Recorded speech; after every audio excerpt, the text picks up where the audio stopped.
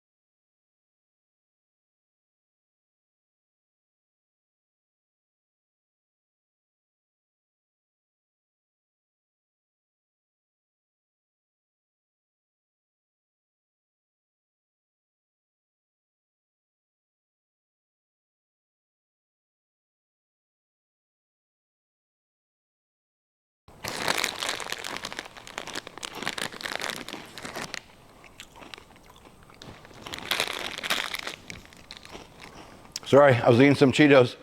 So there you go. That was everybody. Everybody that's currently in the private pilot. So we're going to show you coming up over the next 3 days. Tomorrow we'll do all the instrument people. And then the next day we'll do all the commercial people. And then the next day we're going to do all the CFI. So there you go. And then remember, behind me over here, look at that sexy dude sitting there. This thing has been pretty much flawless. We've got a member coming for 2.5 hours. And then we got FAC number 7 coming now, right before our 100-hour mid-September. And then we have a 100-hour, and then we have Dave Faulkner coming for 2 days or 3 days. He has 1,800 hours in R44s. He's going to go out with me and show me some tricks and things he's learned instructing the last 1,800 hours. And then Todd Ketterman is coming back the end of the month for CFI number 8. So that will be 8 ratings we've done between May, June, July, August, September. Not bad. And there's the new Hogs Wall of Fame. Digital. Easy to update. And yes, we have like 4 or 5 new members that we've added since we tore the old wall apart. So we're going to highlight everybody this week that's getting added that has sent a picture in the last couple of weeks. So we'll be adding all of you and we'll name those people. So everyone's going to get a chance to see themselves up there. We're super proud of it.